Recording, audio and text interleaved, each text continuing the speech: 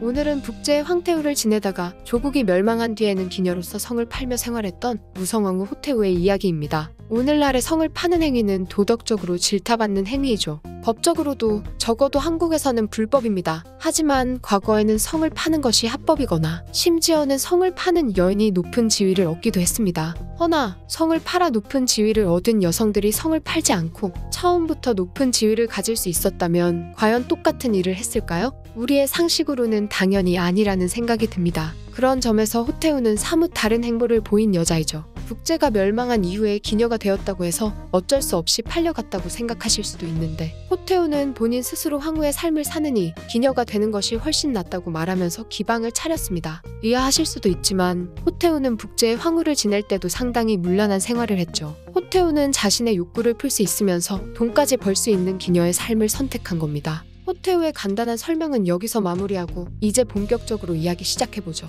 북제의 안정군에서 호연의 딸로 태어난 호태우는 아름다운 외모를 무기로 문선제가 후궁을 뽑을 당시에 선발되어 궁에 들어가게 되었습니다. 눈에 띄게 아름다운 외모를 지녔던 호태우는 얼마 안가 문선제의 9번째 아들인 무성제, 고담의 아내가 되었죠. 여기까지 들어보면 호태우라는 인물은 사실 기록에 남을 만한 인물이 아니라는 생각이 듭니다. 고담이 황제로 즉위할 확률은 사실상 없다고 보는 것이 맞았으니 말이죠. 하지만 하늘이 도왔는지 고담은 황제가 되었습니다. 고담은 자신의 형인 효소제를 도와 원래 황제로 즉위해야 했던 민도왕 고운을 몰아내고 효소제를 황제로 즉위시켰습니다. 그리고 황제가 된 효소제는 1년 만에 세상을 떠나면서 장광왕 고담은 북제의 황제 무성제로 군림하게 되었죠. 561년 고담이 북제의 황제 무성제로 즉위하면서 호태우도 황후가 되었습니다. 하지만 호태우의 아름다운 외모에도 무성제는 호태우를 총애하지 않았고 밤마다 문란한 생활을 하거나 형수인 이주아와 놀아났습니다. 계속되는 황제의 냉대에 화도 나고 욕구도 해결할 수 없었던 호태우는 문란한 생활을 시작하게 되죠. 궁에 있는 내시들을 불러다가 놀거나 괜찮은 남자들을 침실로 불러들였습니다. 그러던 중 호태우의 눈에 화사계라는 사내가 들어오게 되었죠. 화사계는 무성제의 최측근 신복이자 간신으로 늘 무성제의 곁을 지켰던 인물입니다. 호태우는 남편의 신복인 화사계를 유혹했죠. 화사계는 호태우의 유혹을 마다하지 않았습니다. 오히려 기다렸다는 듯이 유혹에 넘어갔죠. 화사계가 호태우의 유혹에 넘어간 것은 더 높은 곳, 더 많은 것을 원하는 야망 때문이었습니다. 관계에 있어서 호태우와 화사계는 서로의 목적도 확실했지만 성향도 비슷하여 순식간에 가까운 사이가 되었죠. 여기까지는 좋습니다. 무성제도 호태우를 딱히 아끼지는 않았고 호태우와 화사계는 서로 죽이 잘 맞았으니까 말이죠. 문제는 화사계가 상상 이상의 야욕가였다는 것입니다. 화사계는 더 높은 권력을 손에 쥐기 위해서 무성제를 살살 꼬드기기 시작했죠. 무성제의 아들인 고의에게 황위를 물려주고 음탕하게 놀기만 하면 좋을 것이라고 말입니다. 원래도 무능했던 무성제는 화사계의 말을 듣고 옳다고 나하고 바로 자신의 아들을 즉위시킨 뒤에 술과 여색에 완전히 빠져 살기 시작했죠. 무성제가 황제의 자리에서 내려오고 호태우도 황후에서 황태우가 되었습니다. 그리고는 얼마 안가 무성제는 과도한 술과 여색으로 금방 세상을 떠나버렸죠. 무성제가 사라진 궁에서 호태우와 화사계는 점점 더 대담하게 행동했습니다.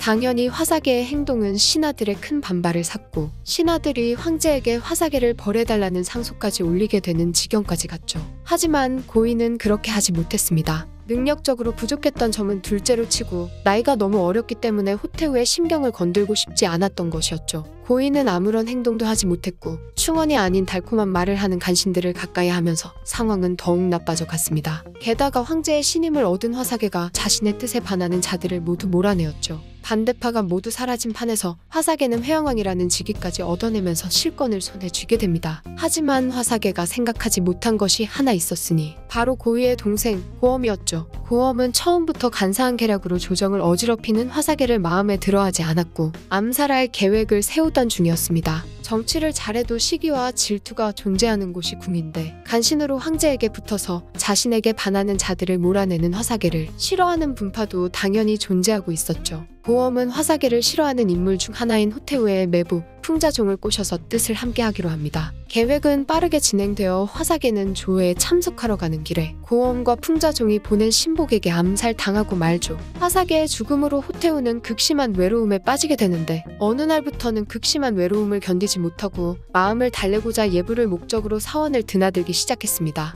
여기서 또 한 사람을 만나게 되었죠. 바로 사원 내에서 생활하던 담원이라는 중과 눈이 맞은 겁니다. 화삭의 때와 마찬가지로 만나기 시작한 초기 두 사람은 사원 내에서만 만남을 가졌지만 시간이 지남에 따라 호태우는 점점 대담해져 담원을 무성재가 생전에 이용하던 내전으로 들여서 관계를 이어갔죠. 그렇게 황태우와 중에 불륜 사실은 궁에서 모르는 사람이 없을 만큼 유명해졌습니다. 심지어 사원의 어린 승들은 담원을 두고 태상왕이라는 명칭으로 부를 정도로 두 사람은 가까워졌죠. 두 사람의 불륜 사실을 모르는 건 딱 한 사람, 세상 물정을 모르는 황제, 고희뿐이었죠. 하루는 고희가 호태우에게 문안을 갔는데 외모가 정말 뛰어난 두 명의 여승을 만나게 되었습니다. 이때 두 여승에게 마음이 홀린 고희는 두 사람의 여승을 자신의 침실로 불렀죠. 하지만 여승들은 잠자리를 아주 강하게 거부했습니다. 계속해서 자신과의 관계를 거부하는 두 여승 때문에 화가 난 고희가 강제로 여승의 옷을 벗기자 정말 충격적인 모습이 펼쳐졌죠. 여승들은 사실 여장을 했던 남중들이었던 겁니다. 그제서야 고희는 호태우가 외모가 수려한 승들에게 여장을 시켜놓고 밤마다 문란한 생활을 했다는 사실을 알게 되었습니다. 아무것도 모르고 있던 고희는 결국 폭발하고 말았죠. 고희는 곧장 호태우와 놀아났던 담원과 담원이 끌어들인 중들의 목을 모두 베어버렸습니다.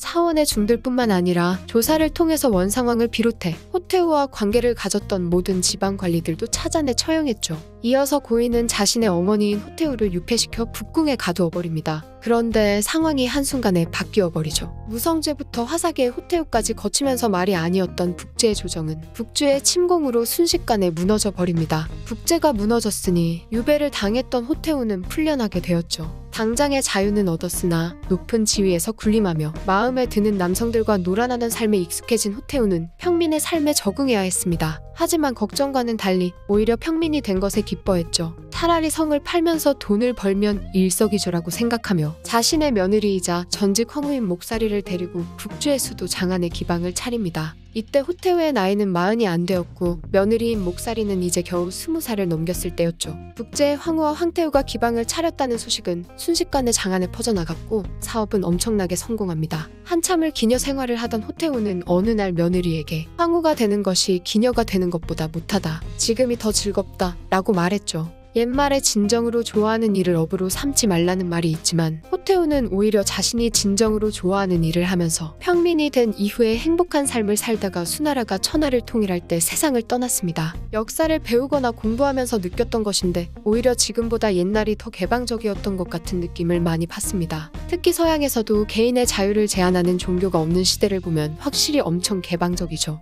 저번 영상이었던 고대 그리스 이야기만 보아도 그리고 당장 우리가 어렸을 때 봤던 그리스 로마 신화만 보아도 알 수 있습니다. 그래서 다음 주제는 제우스가 저질렀던 만행들입니다. 외로움과 자신의 욕구를 참지 못하고 끝없이 불륜을 저지르던 황태우이자 북제가 멸망한 이후에는 스스로 기녀의 삶을 살며 생을 마감한 남북조 시대의 호태우의 이야기. 이번 편은 여기까지입니다.